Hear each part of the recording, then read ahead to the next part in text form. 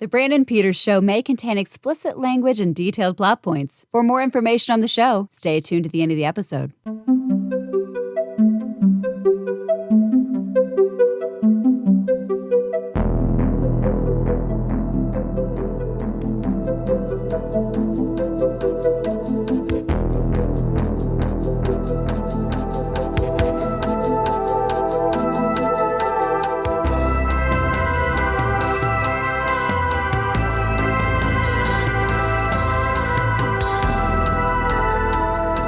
If you haven't turned the show off yet, here's Brandon.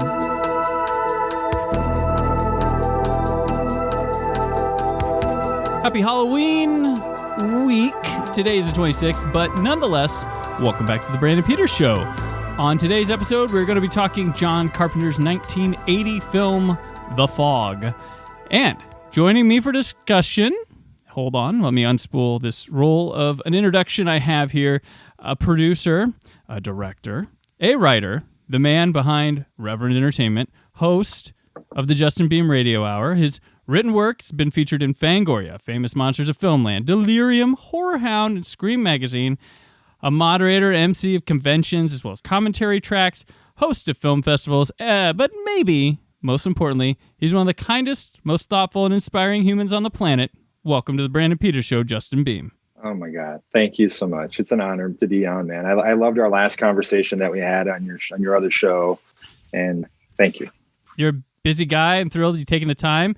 And like you said, you appeared on my last show one time. We had a couple false starts on a couple of them, but we discussed Silent Night, Deadly Night on that one, which I found funny. 9 months after that, you were announced as doing the bonus features on the Scream Factory Collector's Edition of that film. Yeah. And it had nothing to do with my show, because before that, you spearheaded a re-release of that film. Right. Before. Yeah, I was part of the theatrical re-release. Yep. You're like the Silent Night, Deadly Night guy, I guess, too. It's become that which is... Well, it was Halloween at one point, and... Yeah, and then it's Christine, too. I was just talking with my friend Bill. Right. My friend Bill, who owns one of the cars from the movie, that I've done a couple of things with over time. We were talking about that today, about this crazy history of being attached to certain movies like that. And they move around with you. And really, it's kind of how we carry them in life. These movies have offered me so much over the years. You revisit them time and again and spend so much time with those characters. And in a way, it's really exciting then to, like you said, with Silent Night, for example, have the chance to give that back in a way to the people who made the movies, to the people who were part of their original creation. And that was a thrill, that one. And then we did part 2 a year later, Silent Night, Deadly Night 2 for Shout Factory. And so, it just keeps on rolling. I think it's a great party movie too. Like, you watch that with a group, people love it. Like, good vibes. It's like a mixtape.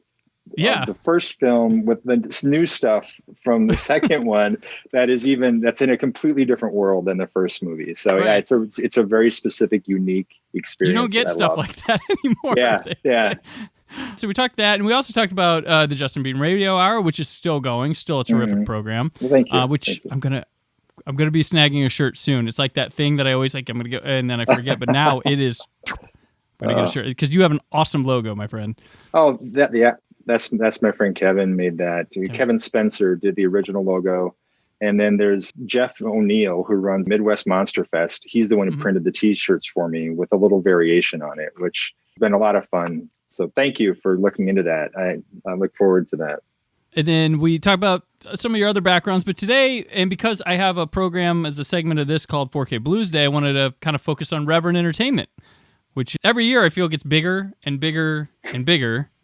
And for people who might not know, if they're not on the 4K Blues Day train, it's your company that makes supplemental material for DVD, Blu-ray, and now 4K Ultra HD. You're there.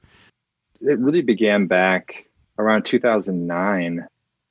The first couple of Blu-rays that I produced stuff on were for Halloween 4 and 5. Mm-hmm.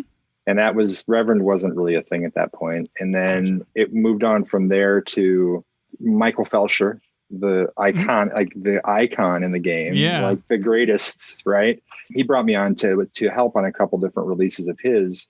And that's really where my seed for Reverend was planted. And then once I got on with Shout and started doing like Tank Girl. From Tank Girl forward is where Reverend was really born. Okay. And I can't remember what year that may have been, like 2010 or 11. It's all like way too far or way too, it seems too close and is actually really far. Yeah. Or vice versa. Where did the name Reverend come from? That's actually a pretty weird story. Years ago, I wrote for some weekly newspapers in Illinois, where I lived at the time. Okay. And I was the assistant editor for a few weeklies. And hang in there with me on this. At some point, a regional professional wrestling group invited me to come to one of their shows to cover it. Okay. And so I was like, oh, great. And that sounds like a blast, right? I grew up loving wrestling when I was a kid. I had been out of it for a while and then got back in and then sort of moved away from it anyway. So they asked me to come cover one of their events. And I'm like, oh, that'd be amazing. And they invited me to this meeting of everybody who's a part of it. So all the different wrestlers, the managers, the guys who run it. And then I went to this thing. It was in the back room at a Denny's.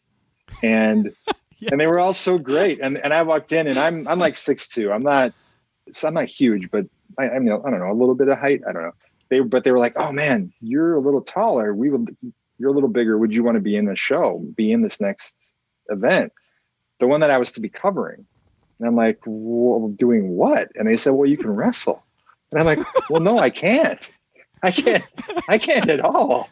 I'm the clumsiest person you'd ever, I'll probably murder somebody in there. Oh, we'll work with you. We'll figure it out. And anyway, long story, medium length, I ended up creating this character called the Dead Reverend. And I came up with this because we before we were recording here, you and I were talking about how you and I both have this habit of, here, as I'm doing right now, loquacious, just like long stories and stuff. Right. So they said, come up with a character. And I've always loved Salem. I love the whole world of witches, witchcraft, and all of that, and the Salem witch trials. And so I came up with this character of this guy who was falsely accused of being a witch, gets burned and then buried and comes back from the dead. And he's a reverend. So he's the Dead Reverend. So they wanted some simple character, like show up. And I could have been like a garbage man. I could have walked in with a fucking garbage can and been like, I'm Garbage Mike or something. But instead I sent them this like 5-paragraph diatribe, this super in-depth backstory about this character that would never have any kind of, they're not going to play this whole thing out. Right. Anyway, the bottom line is Reverend Entertainment was born out of the character of the Dead Reverend who wrestled 3 times. I ended up having 2 events after that first one. Oh, wow. And I'm undefeated. And I've put people through tables and hit them with chairs. And I have to say it was a total blast. But that actually stuck with me over time, that the character, I've always wanted to do something with it. In fact, there's some concept art up there. There was an artist that wanted to do a comic book, team up on a comic book at one point that didn't end up happening. But I've always hung on to that art. And it's just one of those weird experiences I've had that I've carried forward in some way. And now it is in the form of Reverend Entertainment. So it has nothing to do with religion, nothing to do with, it's just my own little weird thing. And that's a story that I don't know that I've ever told anywhere. So. Oh, well, excellent. I look, you have the book for the dark, gritty origin tale of the Dead Reverend too. Yeah. Right. So yeah. You right. can.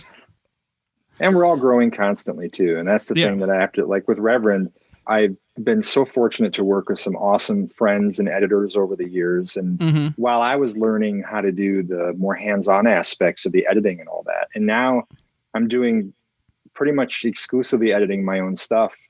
And it's been such a rewarding process to learn that. And to have learned it with my friends, it got me to expand. It forced expansion within me. As the company was growing, it just had to happen. So I now look at the earlier work that I was doing, and it is very different than the stuff I'm doing now in some ways, but I'm so proud of all of it and so honored. And I love the people that I've been able to work with all the while that I've been doing it. So that's part of both of our processes is growth, right? Constant growth. Yeah. Everybody's process is all about growth. And I'm just really honored to continue having the opportunity to do that. Yeah. And I mean, you should be proud. I mean, you've been able to have your hand on telling the story and being a part of the, continued legacy through home video of some of your favorite films, like horror films and stuff we grew up with. But I mean, what's it like when Shout Factory comes to you and is like, hey, Justin, here's The Deer Hunter. I didn't even know what to say. I mean, that movie, there aren't even like me wasting breath on it is going to underserve this thing. There's nothing I could say. I was so incredibly honored, and it was an amazing experience to be a part of that. And it was their first 4K release too, which actually at the point where I got hired for it, I wasn't even aware that was going to be the fact. I was just beside myself with excitement about John Savage, for example, and Britannia, and getting to tell these stories of these folks for this incredibly celebrated, important cornerstone film. And then once I found out it was going to be the first 4K, it was like it all washed over me again. At that point, everything had been shot and turned in and done. But to be a part of that. And that was the first one that I was cutting together myself. Actually, the Deer Hunter was the first thing that I cut. And so you can see the rudimentary beginnings of what I was doing on that, but just a huge honor. And then on to things like with Paramount too. Yeah, the Paramount. When that began, I still pinch myself. I still can't believe it. And as that continues to roll on, as I'm working on, they bring another title to me, and I'm just like, that movie? Like, are you kidding? And you got like Eddie Murphy stuff now, right? The next up is Big Trouble in Little China. Just is now open for I'm sorry, Golden Child. And I said Big Trouble because it was. I was like, wait, are you saying something that we don't know about yet? Well, no, Big Trouble I did a year ago. Well, yeah. And what was crazy is during the interviews for that, everybody was talking about how the Golden Child is being shot simultaneously with some similar Eastern elements involved with it. And with mythology, Eastern mythology and stuff like that. And it shares a lot of actors between the two as well.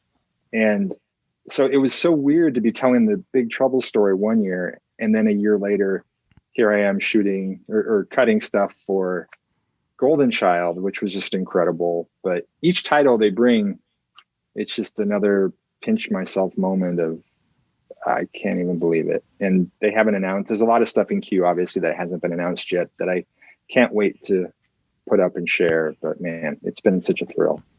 It was exciting when you announced that you were part of the Paramount Presents and all that. And it felt great because I trust what you're doing with it. It's like in good hands, but also that a big studio is reinvesting in physical media. It was a relief. It's kind of a golden age right now for collectors. It's this rare moment where there are studios starting to pay attention to this again, while smaller labels like Vinegar Syndrome and Scorpion and Ronin and these guys can survive doing limited runs of things and these great special editions, collector's sets. Like Vinegar has it nailed when you think about how they market their stuff and their sales. Own Black Friday. Like there is nobody as excited. Like I live for that sale. Yeah. Well, their packaging, the limited edition slips. I mean, I will, even if I had never purchased or heard of them prior to it, them putting Bloodhook out, I think it was 2 years ago, they put Bloodhook out. Yeah. That movie has been my buddy Jake and I, it's one of our favorite shared movies in the whole universe. And that's one that is on the list that I was certain would never get any kind of celebration on Blu-ray. And then when they announced it, and it's got features and the transfer looks great. It's got scenes. It's completely uncut. I had no idea there were extra scenes, and it looks amazing from front to back. So it is this moment where you have Paramount Presents pulling archival titles that are not obvious, like The Haunting, like Jan de Bont's The Haunting, for example. And you have them willing to do that. On the other side of the spectrum are companies that are pulling these fringe titles out and giving them love, because ultimately every movie is someone's favorite for the most part. And every movie certainly had a hell of a lot of hard work and love poured into it. And I think that they're worthy of that because every film has an audience. And I don't think we need to just designate the collector's edition type label for giant titles, big names, big directors. I do a annual piece at Why So Blue that's my Blu-ray wish list, which is like next year, these 10 titles, please, or something like that. I've been doing it since I started there like 7 years ago, and it's just been did you realize this isn't on yet kind of idea. And then I check them off every year and see what my score is or how I'm doing with things that have come out. And nowadays, I mean, with how things have gotten, I don't even care. Like the 2 Jakes finally came out, the sequel to Chinatown. Yeah. And it's it was just kind of we're putting it out release, but hey, I'm fine with that. It's out. It's on Blu-ray. I used to be like, where are the bonus features? And now some of them like, hey, we got it. It came. It's in high definition now. That's right. Good. Are you in any sort of spot with acquisitions at all, or do you get your assignments and go, or do you get in someone's ear somewhat? I kind of do both. Most of what I do is the latter, where they come to me with the title and say, would you like this one, or we would like you on this one. But there have been some that I've taken to companies. Like the first was Sleepaway Camp that I took to Shout Factory. Okay. And Silent Night, Deadly Night actually was another one where the producers, I had that theatrical experience with them. Several years later, their deal with Anchor Bay was up, and they're like, we want to find a new home for this, but we don't know where to go. And so we started talking about what they were looking to do with it. And that's how I ended up getting them into Shout Factory's hands. Okay. And Body Bags, John Carpenter, was another one that John owned outright and was just kind of sitting on, and had been really disappointed with how Showtime handled the initial release of the film. And then I brought everybody to the table at Shout, brought him to Shout Factory and got everyone together on that one. And most recently that I just finished and was just announced is Haunt, the film from my friends Scott Beck and Brian Woods. Oh, yeah, yes. That came out on just a bare bones DVD and VOD through Shudder, which was great. But the film really has a big audience, I think, that needed to get the movie as it should be seen, really receive the kind of packaging and love that kind of a movie deserves. Because when I saw it just land on DVD and it was hardly available anywhere, I was like, oh man, this needs a home. And so finally we found that at Ronin Flicks, to name this, one of the companies I mentioned earlier, where they were willing, not only wanted to do it, but wanted to go all out and do poster reproductions and enamel pins, magnets. And then the thing kept growing. So Scott and Brian and I just put together a wish list of what we wanted to include with it. And we started creating the special features. They pulled in some archival stuff. I shot pretty much the whole cast and some crew and did the new 30-minute documentary for it. We have a new commentary. And then crazy things happened, like the score for that was done by Tom and Andy. They agreed to let us release the score exclusively as a part of this box set. So there's a second disc that's the Tom and Andy score. And then Andy was cool with being interviewed too, which I've been such a huge fan of theirs since the days of like Killing Zoe and stuff years ago. Yeah. But that's an example of one where I took it to a label, trying to find a home. And I approached a couple different distributors until I found someone that seemed to be the right fit for it. And then we were able to give that movie what it deserves, give it the kind of love that it deserves. I think Rodin's a pretty good company too. I from my ordering with them, they're really fast. Everything's packaged really. They got cool little ways of advertising. Like I got a matchbook one time. You opened it up and it was the new releases in there. That was pretty neat. Yeah, they're super fans. That's how the first conversation began about Haunt. They're like, well, first of all, we love this movie. And I was like, thank you. Okay, like this is good. This is a good start. Yeah. Don't say the word but. Don't say the word but. Yeah. Now, what's a typical disc start to finish like for you? Do you ever have where they're like, here's a list of them, pick what you want? Or, you said they're like, here, we want you to do this. Do you ever have to bid against other supplemental companies or? So the distributor, whoever it is, the distribution company will usually just reach out to me, and I'll have an executive producer contact inside the company who works with me. They'll sometimes send a list. I've only had that happen a couple times. They might have 2 or 3 that they give me all at once with the due dates. And then I schedule things out accordingly for that. Like this year has been completely insane with that. Actually, last year and this year have both been just out of control, where titles were stacked oftentimes 2 or 3 at a time, sometimes at one point 4 or 5 at a time. And try to work with the various labels and create a schedule so I'm not ever painting myself into a corner and schedule. Then I usually will have 2 or 3 months to work on stuff, get everything put together. I will send them a list of ideas or people that I just start reaching out to people. And some labels are more lax on this, like chill, than others. When you're working with the studio, they need to approve whoever's going to be involved. when you're working with someone like an independent, they're typically like, yeah, just whoever you can get. And then I send them a list of who's confirmed, when I'm shooting them, if it's going to be an on camera or commentary. And they may say, let's not do this person, or let's see if we can get a few more people or something. I don't know. Mm-hmm. And then it just becomes a back and forth over the course of those months as I'm recording and editing things, turning them in, and work through to the end. So typically, though, it's about a 3 to 4 month process on a title.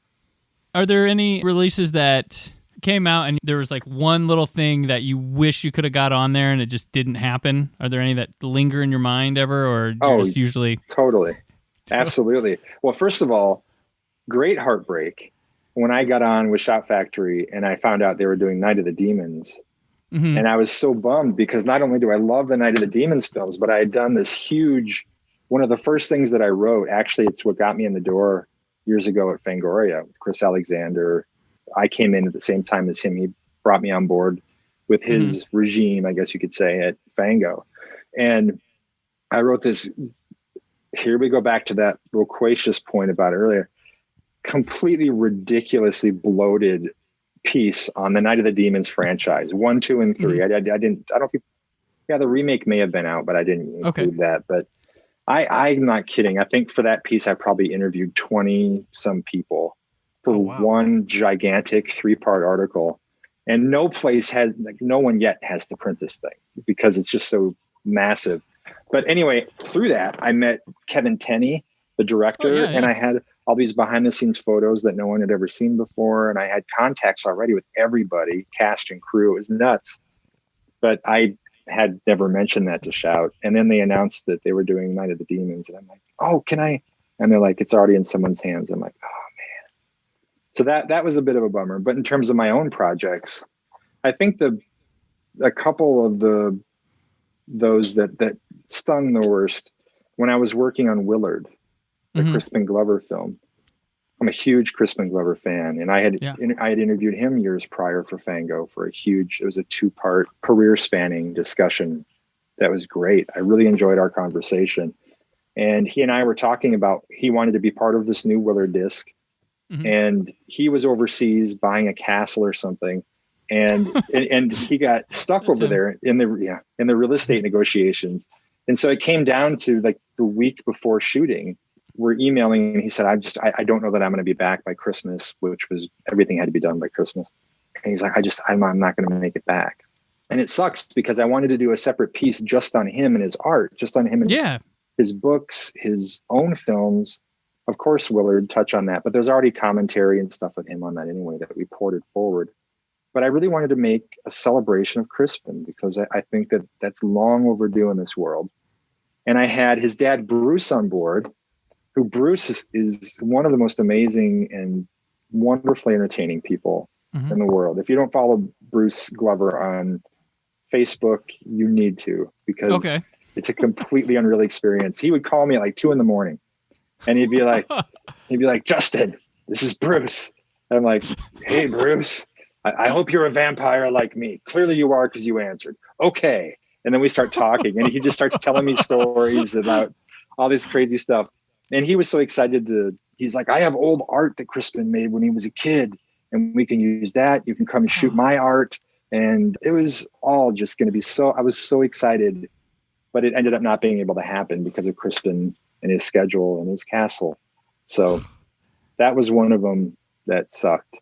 You could have put it on the new Friday the 13th set, right? I actually thought about, and I wrote to him because I have the audio from my interview with him for Fango years ago. And I reached out to him on doing something for the set and I didn't hear back.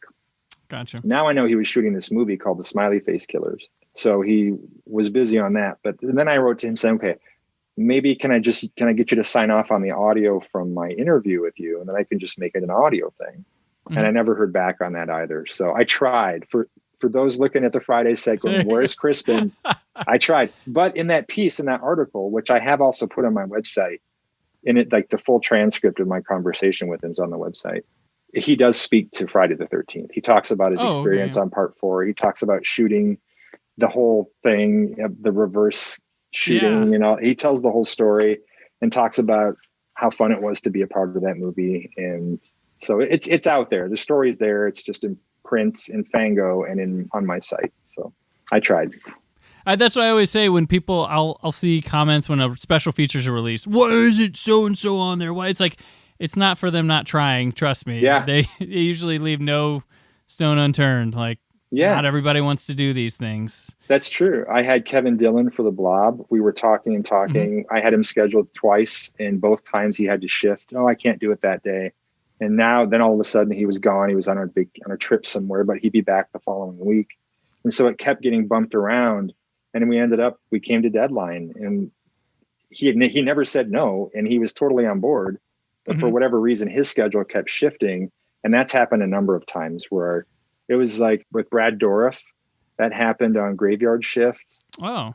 It's happened with a number of people where they say yes, they want to be a part of it, but then just life prevents it from coming around. But we're certainly trying. Do you think right now, with how the world's been and shifting to Zoom calls and such, that the doors open a little better for some people to actually maybe do it or maybe contribute? Yeah, I think so. I do. I think this moment is doing a lot for this side of things because people being the audience are a lot more understanding and forgiving. I've been looking at it, encouraging people to consider this as sort of a time capsule. Oh, that must have been during COVID or when COVID first started. The good thing is we're all in the same boat.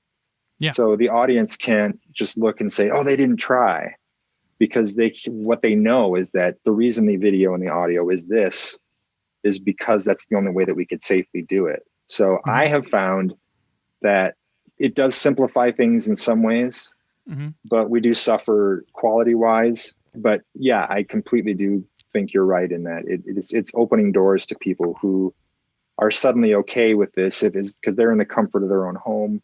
It's on their schedule. They don't have to travel. There's no crew and all the big hubbub around it. A lot of people are private and they just prefer that. I've hired crews all around the world before to shoot stuff. So it's certainly cheaper to do it through Zoom.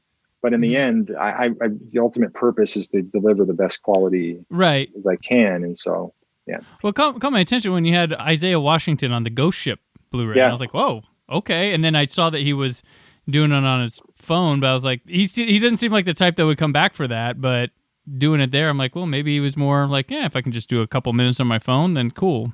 Yeah, he was open to in-person interview. Oh, okay. As well, but we couldn't. It was just too soon. That was too early. Right. In all this. Oh, yeah. The Ghost Ship was a title that I was really concerned about because 13 Ghosts, which came right before it, I had been working ahead of the schedule on that one. So I had everything done and in with plenty of time. COVID hit after I already had all that stuff finished. And so that title was secure, complete, I guess you could say, where Ghost Ship was very much in production from A to Z during COVID. Okay. And so that one I was like, Jesus, how am I going to get anybody? But I luckily had Steve, the director of 13 Ghosts and Ghost Ship. We already broke the ice with the commentary on 13 Ghosts. Right, yeah. So he was cool with a long distance commentary on Ghost Ship. But then the others, it became like, oh man, I was excited to get Gil Adler, the producer, in LA, because I had one day of shooting a few interviews out there, and he was part of that, which went well. And we were COVID safe and distanced and sanitized, hands free, the whole thing. But the others I had to do remotely, and it worked out okay. And I think people are looking at it, understanding that it's just a product of the times right now. Right. Yeah. Yeah. Well, and it's appreciated just seeing it. I mean, quality can be understood, but it's content that's still there. I've seen old stuff ported over from conventions, incled on disc. That's like worse quality, but people are like, oh my gosh, those cutscenes on Friday too. Right. It didn't matter what the source was on those. People had been wanting so long to see them. Give it to me. Yeah. And when Edwin and his partner, this other gentleman, found that stuff and put it on there, I think they're just thrilled to see it. I mean, just thrilled to see it. So yeah, I completely agree with you. It's the content that ultimately counts. It's the stories that count and the people that count. Right. We're not going to remember the surround mix. We're going to remember the emotional experience of watching the film. Yes. It's no different in interviews. Real quickly then, since I asked about ones that didn't go right, what are there any titles that have just gone smooth sailing start to finish of yours, or do they all hit their obstacles and stress levels? Yeah, well, not really. Yeah. some of them I start going and then I have a hard time stopping myself on. Like Big Trouble was one of those. Big Trouble in Little China. Yeah. And I so love that movie. I so love that movie. But I've been disappointed that historically really the non-Caucasian actors in that cast have been pretty much ignored. And as much as I love Kurt Russell, Kim, as long as I adore them, the story is everyone around them.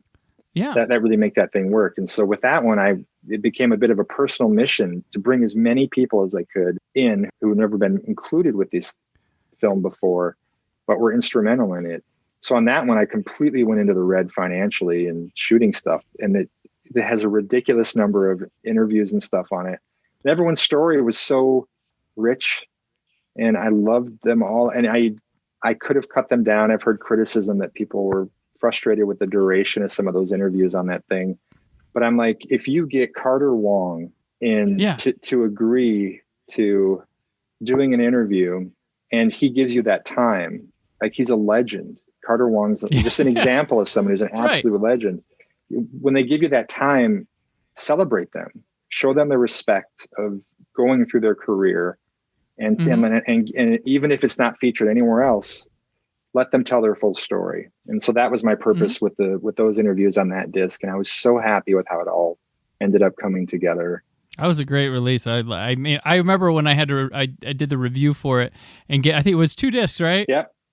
And that second disc, I was just like, oh, that's a mountain. But by the time I got into everything, watching it, I was like, because it's different for me. I have to review it by a certain date. And in my mind, no one really gives me a date, but I'm like, I should get this up before release. Yeah. And, get your time. You have a stack and you're like, oh, here comes a mountain. But by the end, I was really enjoying what they were providing. It's good stuff. It's just that first sight of, oh, that's a lot.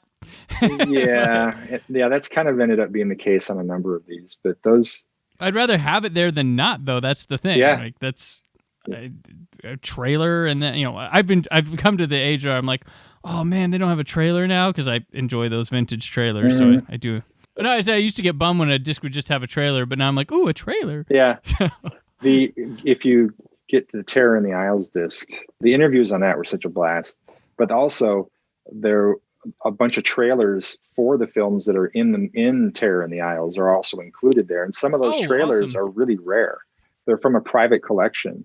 And so there's some that you hardly ever see, like a Halloween 2 TV spot that was very rarely ever seen, for example, is on there. Oh, cool. And there's some other things like that. So there's little things hidden around all these releases that give them a little extra something.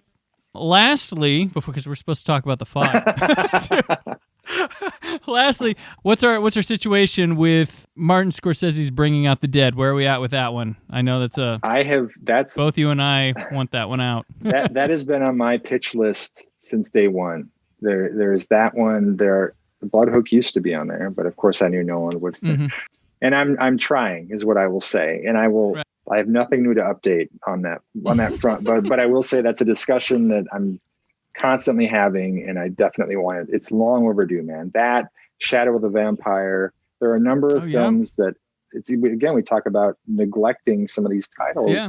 It's not intentional neglect necessarily, but I think that a lot of the studios are still kind of new to catching on to the home media thing. Yeah. Outside of the mega releases, like the John Wick films come with great packaging, nice extras, stuff like that. Yeah. But the catalog titles tend to just sort of sit and collect dust. And I think that they're seeing through companies like Shout Factory, they're seeing that there is more in this, and the market is much bigger than maybe what they had anticipated.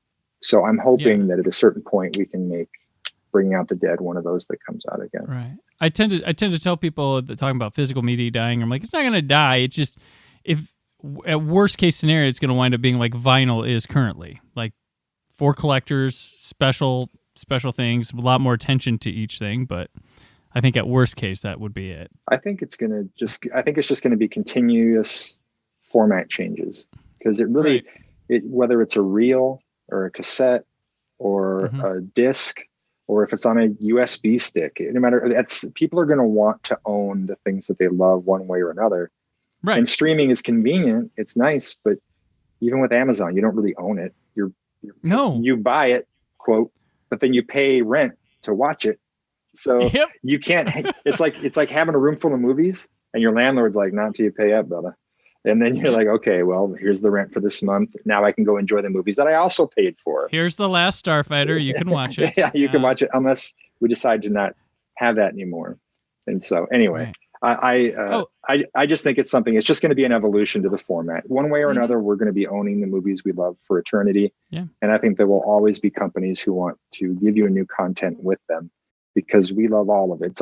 It's a lifestyle for us. It's as much as I get told it's dying, I'm like happier than ever nowadays with what's coming out. Like, I'm like, well, if it's dying, then why am I so excited every month, every week when something gets announced? I'm like, oh, and especially like the Vinegar Syndrome's like, I didn't know I need Spider-Fly Mutant 8. Gosh, I'm so excited for that one. What is it again? I'm buying it, but that's the Vinegar Syndrome factor. That wasn't my last note. My last note was, speaking of stuff that people might not know people wanted, but your Monster Go Home commentary was one of the best commentaries I've flat out ever heard. That was great. Oh, thank you, man. I popped it on. I was writing my review. I was like, I'll have this on in the background. And then I took my computer. I was like, nope, I'm just going to enjoy this again with it. No, you have like Rob Zombie geeking out about monsters and 60s television. You Butch Patrick, you got him painting a picture, the landscape of television at the time, which I don't think people talk about or understand nowadays. Where it's like, there were no reruns. They had to run programming during dinner time. They had to,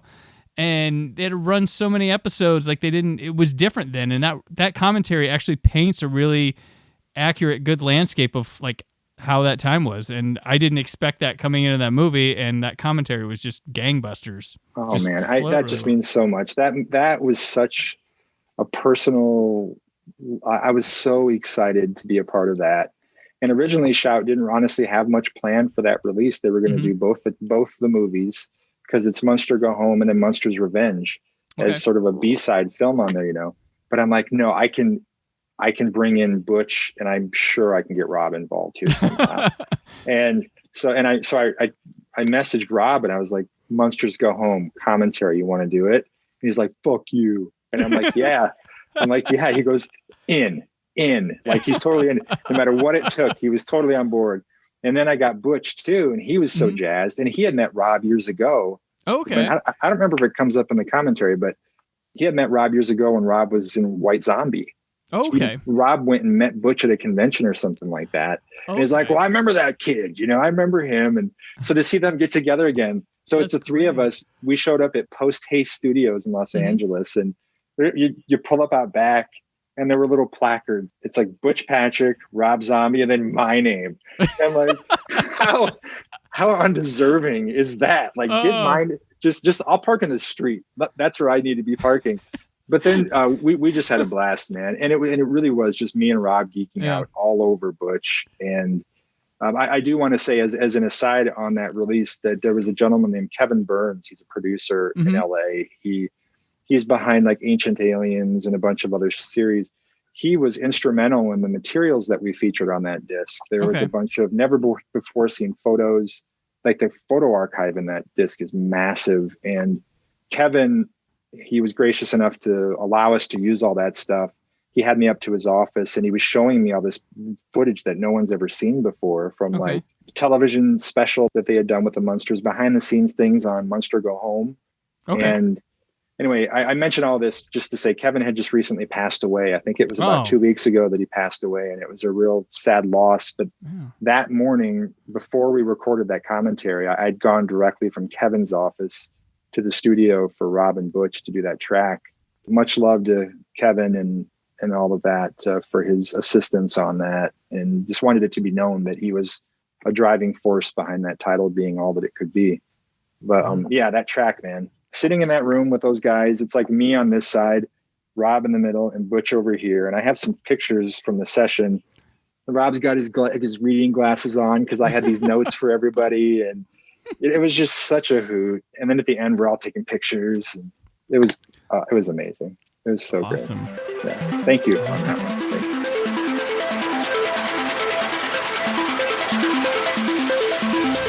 Something is moving in the fog. Who's there? Something not quite human. Who is that? In Halloween, John Carpenter created a night of absolute fear. Now, he has conjured an evil so intense, not even the dawn can drive it away. The Fog, a study in unrelenting terror. Rated R. So, The Fog. It's directed by John Carpenter, written by Carpenter and producer Deborah Hill, starring Adrienne Barbeau, Jamie Lee Curtis, Janet Leigh, Tom Atkins, Nancy Keys, Charles Cyphers, and Hal Holbrook. And behind the scenes, familiar faces like Dean Cundy, Tommy Lee Wallace, Kim Gottlieb, as well as introducing new ones in Rob Button and Steve Johnson, which the film tells a tale of a centennial anniversary of the coastal town Antonio Bay. Unfortunately for the locals, 100 years ago, 6 of their founders of their town deliberately sank the Elizabeth Dane so that its leprosy-afflicted owner, Blake, would not establish a leper colony next door. And these 6 also used the gold from the sunken ship to found their town. Now, in the supernatural fog at night, come the ghosts of the mariners from the Elizabeth Dane to claim the lives of 6 Antonio Bay residents as an act of retribution. But which 6 folks won't be on the census the following year? All right, The Fog. Justin, when did you first see The Fog? It was really early. It was one of the first. Well, yeah, I didn't even realize that it was a John Carpenter film. Oh, okay.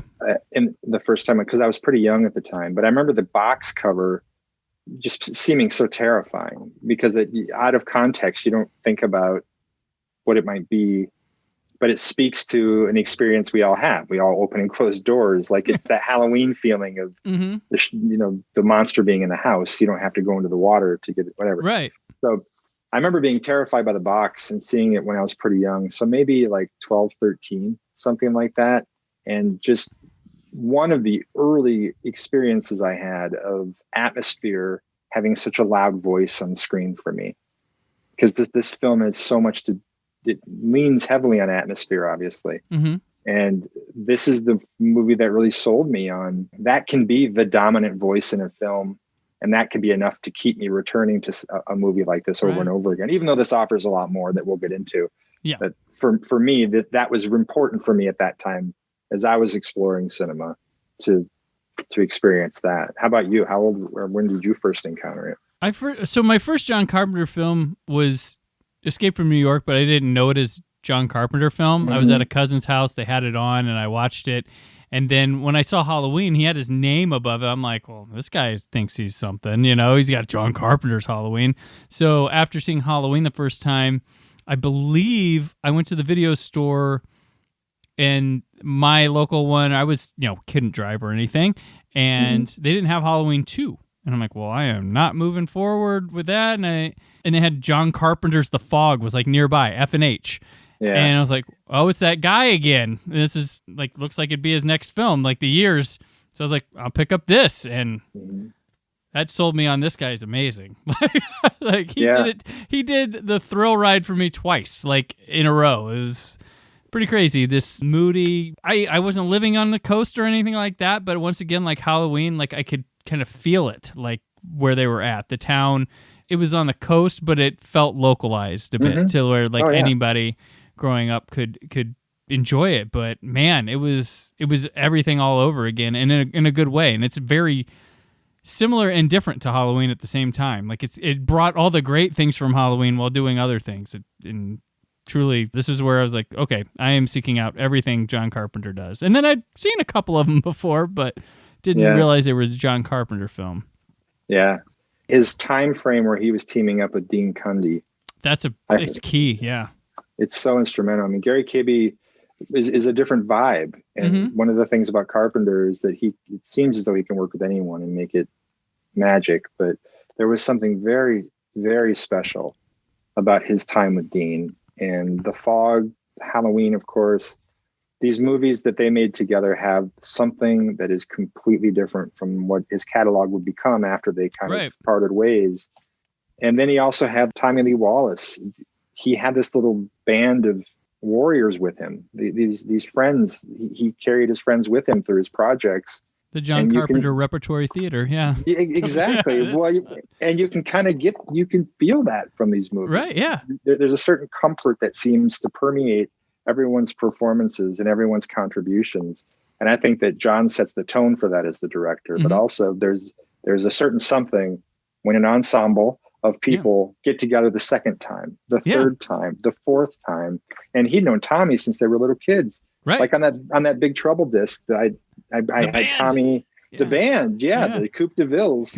And you get to hear how they grew up together. And so of course you bring that guy with you. Of course you do. And The Fog is just one example of that. Well, I've always, and I've said this for a long time, that this, to me, and the fellow Halloween fans can come at me, but I feel like this feels like the true sequel to Halloween. Like you said, pretty much the whole crew comes back.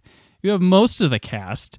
You got the same kind of feeling. The Ghost Pirates feel like we had one killer last time. Now we got 6 pirate killers coming out, and Carpenter wanted the anthology route with Halloween, and he already had it here. If you change the date of this ceremony to Halloween night, you have Halloween 2, The Fog, instead of a centennial. And every night, the fog comes in, and he's kind of got a little bit of that in his filmography, I think, with the Halloween, The Fog, Halloween 3, of course, that was the anthology, but I think you could fit, in a way, I think Christine, even though it's a King property, and Prince of Darkness kind of feel like this could happen on a Halloween night, or a terrifying tale of Halloween, if you wanted to put together an anthology of horror with Carpenter stuff. But The Fog feels like it's another tale of a Halloween night, but it's not Halloween night, but kind of feels that way to me.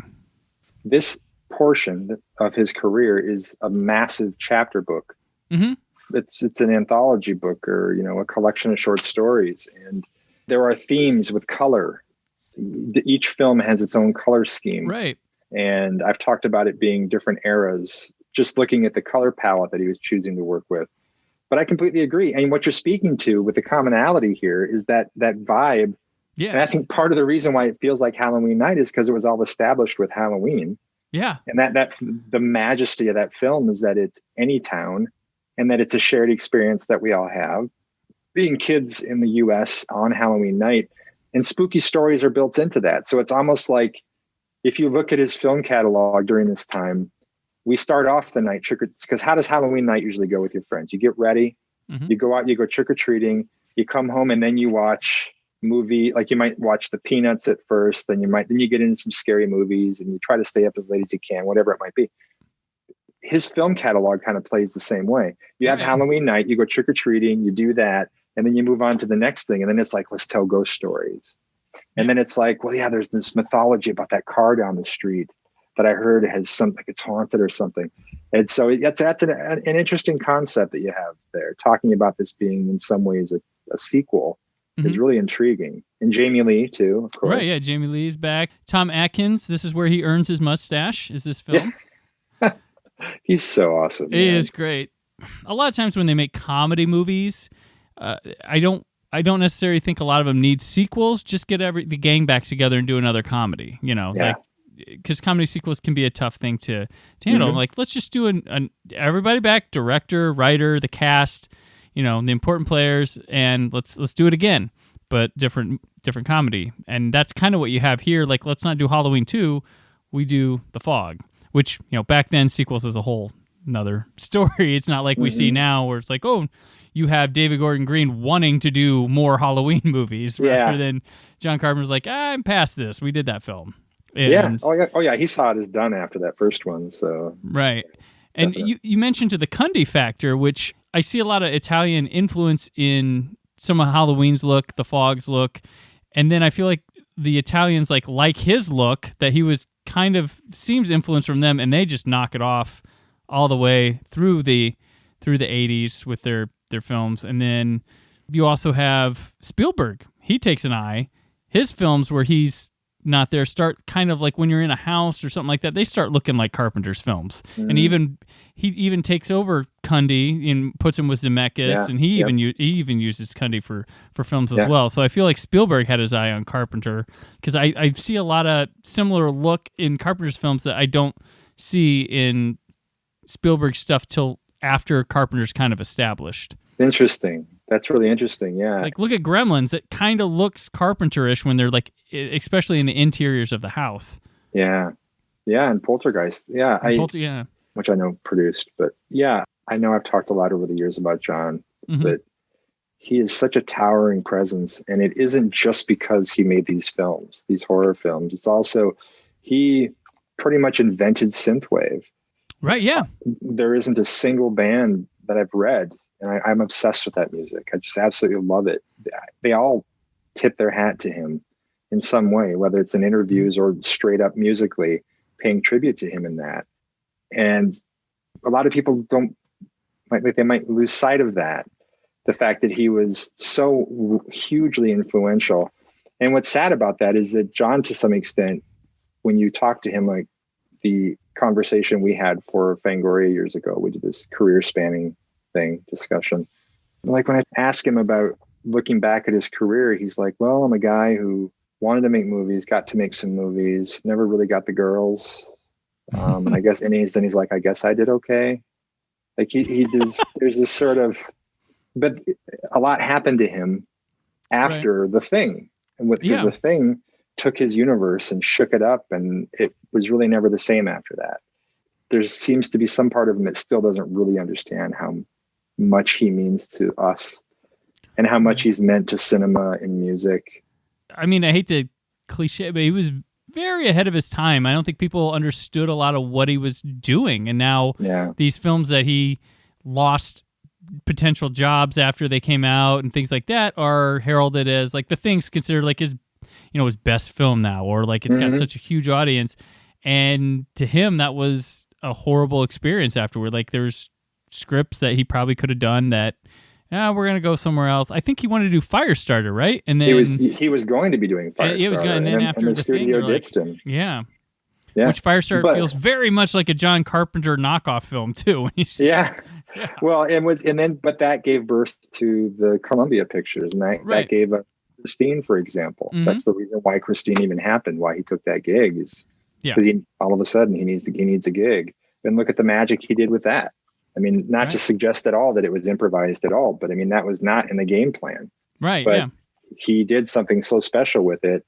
And everything he's touched, all these titles, whether it's even Stephen King's work, his vision of it then is bigger and louder and more fantastic than in some ways the source material. And the same thing happened with The Thing. When you look at that original short story and you look at what he did with that short story, while paying homage to the film Thing from Another World at the same time, he's adding his own spin to these things and doing it with this confidence and this sort of punk rock bravado that only someone who is a true artist can come in with. Because I think a lot of directors might be intimidated by the scope of something like The Thing. Yeah. Dealing with so many practical effects and all of that. But in every single one of these situations, The Fog included, he embraces it fully, no matter what the situation is behind it or who's involved. Like, it's just incredible how he can't help but make things his. Oh, he's definitely, great. And there's like a through line with his stuff, but it's all varied and different. And I see, like, even in The Fog here, I guess to bring it back to The Fog, sure. I see a lot of like seeds of what kind of might be Prince of Darkness later on. There's like the whole ensemble, people in different places. Granted, Prince of Darkness, they're all in one location, but it's kind of ensembles in different areas of that help that play there. And just, there's a kind of an energy I was feeling that was sort of there with Prince of Darkness as well. Well, that goes back to Assault on Precinct 13. Right. It's kind of been his thing.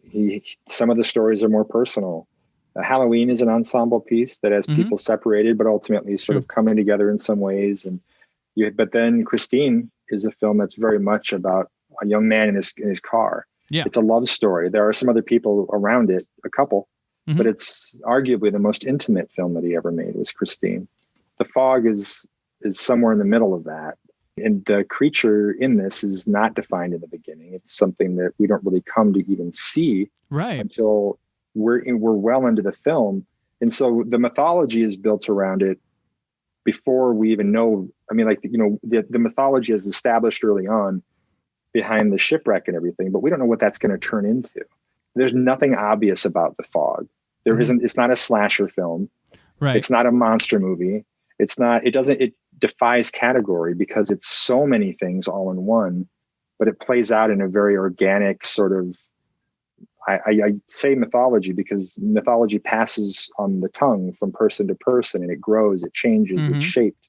And this film, the experience of watching this is very similar, where you have a seed planted in the beginning. You have no idea what that could possibly grow into.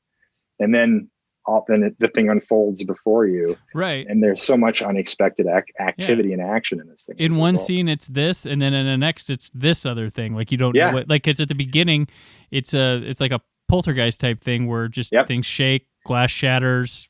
It's kind of a welcome thing. And then we get like a attack on a boat. And then you have little weird things. Whenever the fog, all you know is whenever that fog rolls in, beware. Like, that's pretty much all you can expect and predict from the film. Like, and one person who is the sort of the voice of, it's not the voice of reason, but the one who's slowly piecing this thing together, even though it can't really fully be pieced together, and luckily has a voice through her radio show and trying to do right by people and trying to save lives while this thing is on its, like, moving through an area that has no idea what to do with it.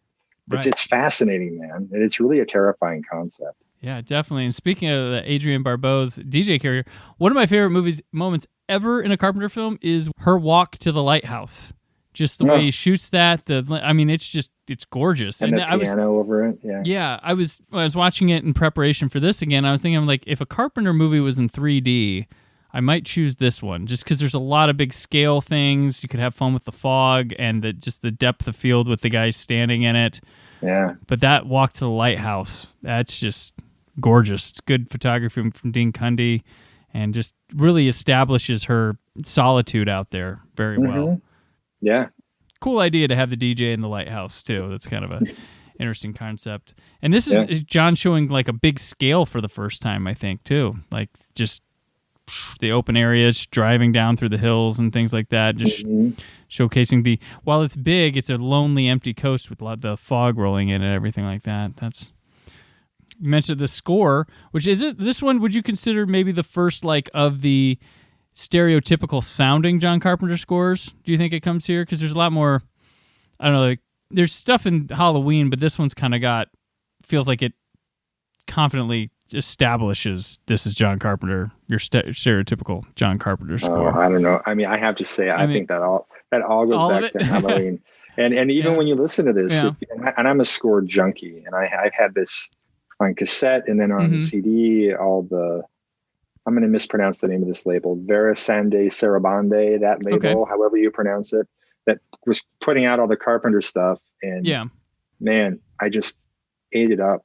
But it began for me with Halloween. Gotcha. On cassette tape. And you hear themes from Halloween that are in everything after that. Right. So I really think that for me is where a lot of it was established. I think maybe I just hold Halloween in this, like, own place too much. That might be where I'm coming from. But I do think the kind of the lighter theme on this kind of reminds me Exorcist-y Phantasm-y with the not the less deep synth-driven sounds. Kind of has that kind of light flowing. But then it hits with the moments of impact. Dun, dun, dun, dun, and it has this super, so it's light piano with a constant. And if you want to talk about a sister score, think about Prince of Darkness. Because one of the amazing things about Prince of Darkness is that it has a pulse. Yeah. Doom, doom, doom, doom, doom, doom, doom, doom. Almost the entire film, wall to wall. Doom, doom, doom. Dun, dun. It's like a constant pulse of that low end heartbeat underneath the entire film. The Fog has a similar thing. Okay. It has dun, dun, dun, dun, dun. So it has a similar heartbeat underneath it, and it's so delicate on top. And that's what makes it hit when the impacts happen. It's with the full on piano, then you have the synth layered on top of that, and then you have the sound effect. That kind of sound effect nailing at the same time.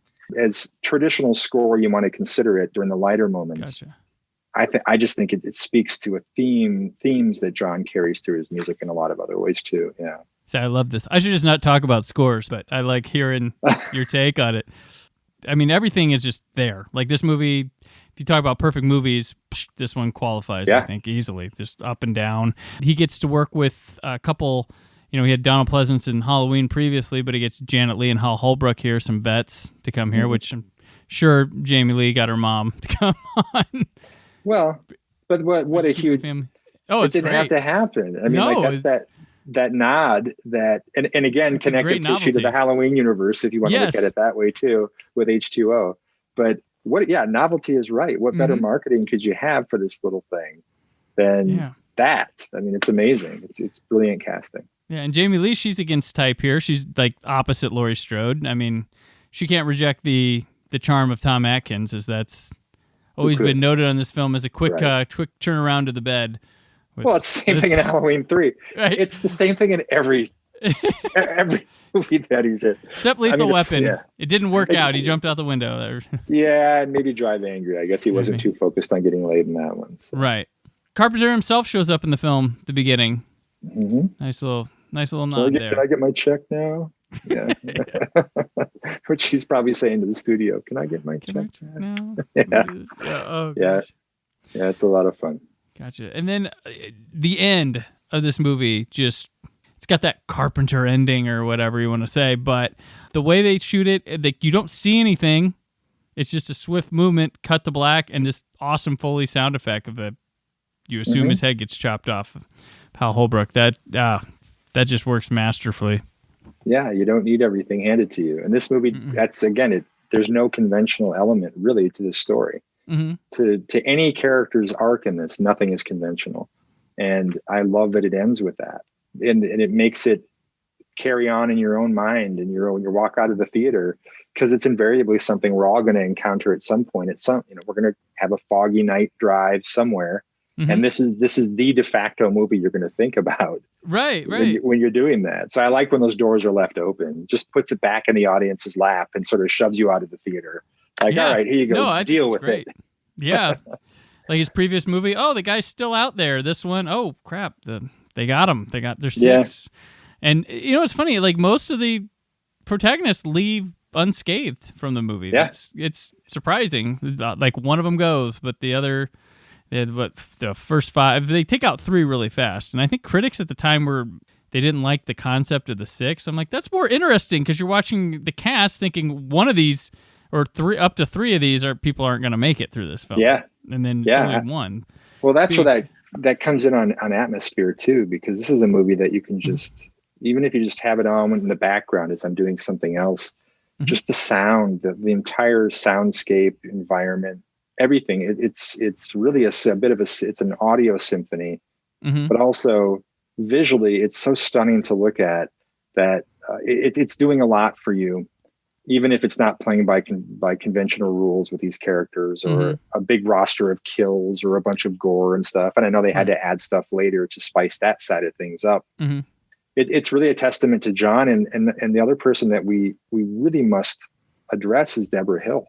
Right. Oh yeah, of course. Tremendous. I mean, when we talk about the Carpenter look, the Carpenter storytelling and all of that, Cundy and Deborah, like Dean and Deborah and John, like that's the trifecta, right, that comes together to make this magic stuff happen. And she's so monumentally important to who he was and who he became.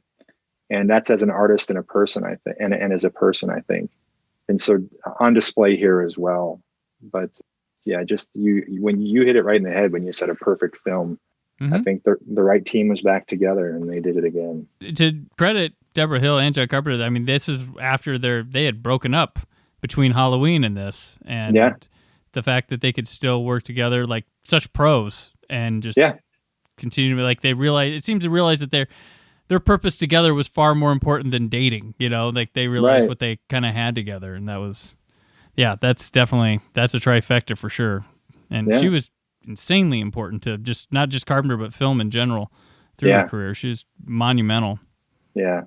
I saw a t-shirt the other day online that said, I think it said a Deborah Hill production. Oh, okay. Was on the shirt or something like that. I was like, oh man, I want that so bad. I'm going to have to get one of those. It's so cool. It's so long overdue. Definitely. It's like Millicent Patrick. There are these people, these voices that were so crucial, and for whatever reasons at the time, just didn't get the praise that they deserved. And so I'm glad that these stories are being told now about them. People like you giving the voice finally that we want to hear. I wish I could have met her. I wish I could have done something on her, man. Yeah. There needs to be a book written about her. I'll say that for sure. Yeah. Crucial Carpenter film, crucial Halloween film. It's also one that's year round.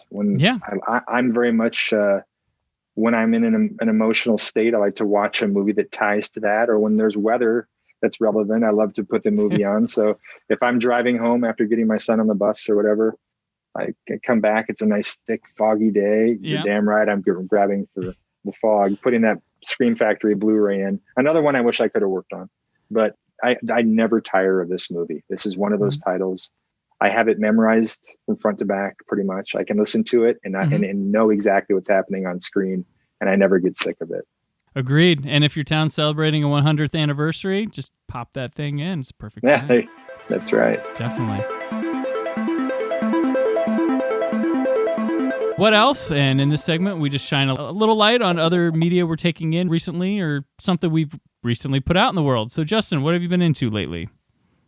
One film that I highly recommend that I think is on Shudder, maybe on Shudder now, is called Nina Forever. Okay. It's a great dark, I mean, I hesitate to even say dark comedy. It definitely has comedy elements to it, but it's about a very unusual love triangle. And it has some pretty gruesome moments, but it's a fun film. It's wildly inventive, and has such a great script and amazing performances. Nina Forever, and that just recently came out, so I've been really enjoying that. Brutal Massacre. Stephen Manna just put out Brutal Massacre on Blu-ray, and so I just revisited that again. I love that movie so much. It's another comedy, kind of a mockumentary that I treasure. I just got speaking like Severin is another one of these labels. It's putting out all this wonderful stuff. Oh gosh. Cruel Jaws finally landing. I'm waiting at this point for The Last Shark to hit Blu-ray. Oh yeah. And if someone else isn't going to do it pretty damn soon, I'm going to start my own company and do it, because there you go. The Last Shark needs to happen, which this movie borrows plenty of footage from.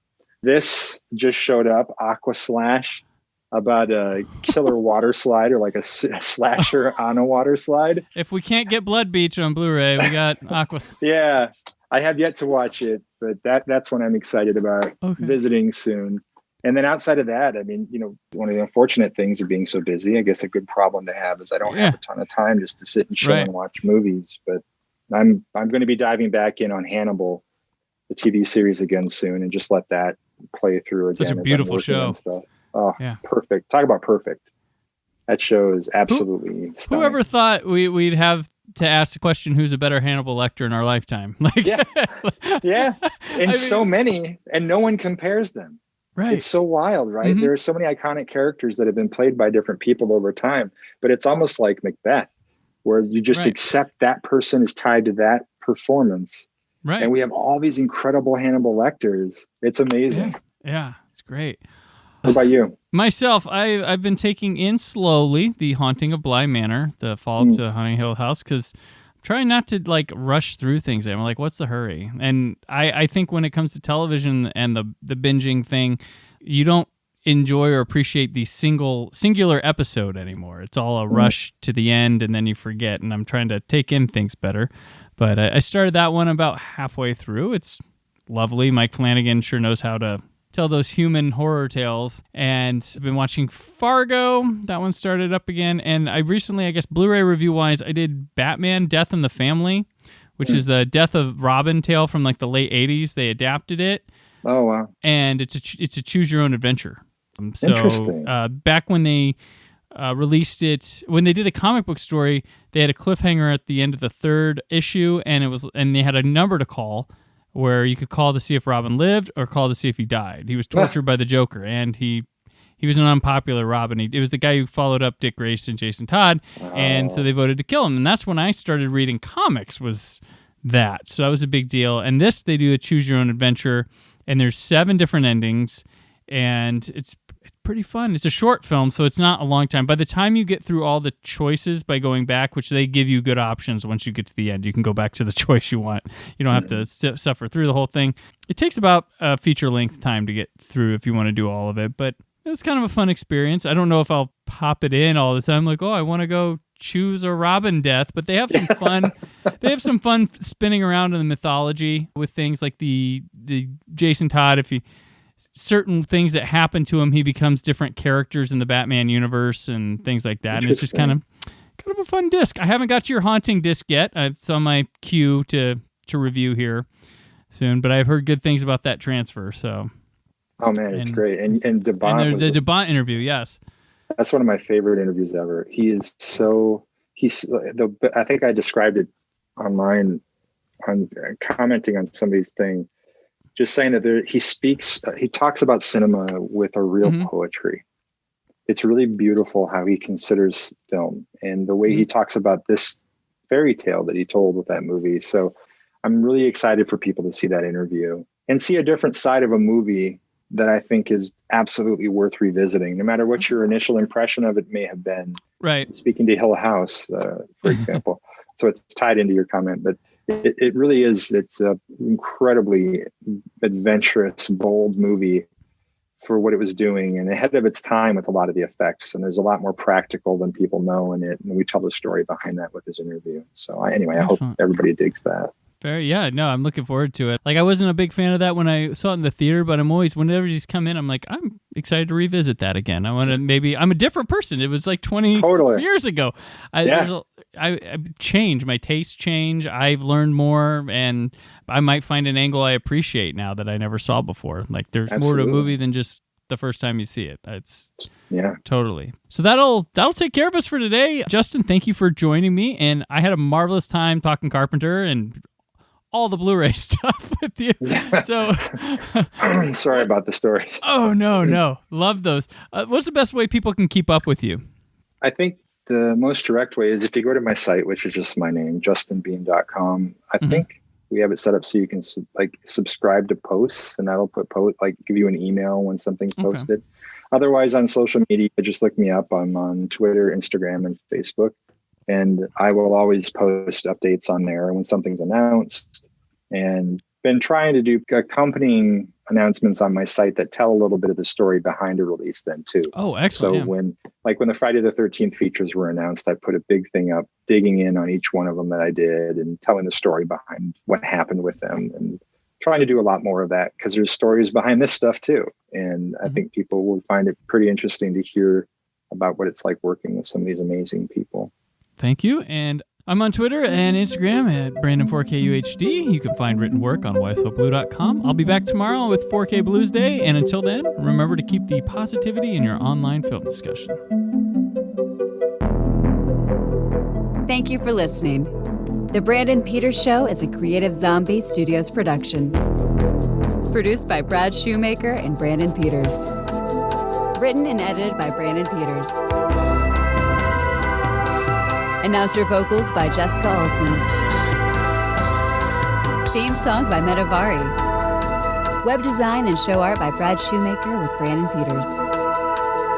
All music and clips featured in the episode are property of their respective studios, and no infringement is intended. Additional information on this and other episodes at thebrandonpetershow.com. For any inquiries, press opportunities, or sponsorship, contact mail at thebrandonpetershow.com. The show is available on Apple Podcasts, Spotify, or anywhere podcasts are found.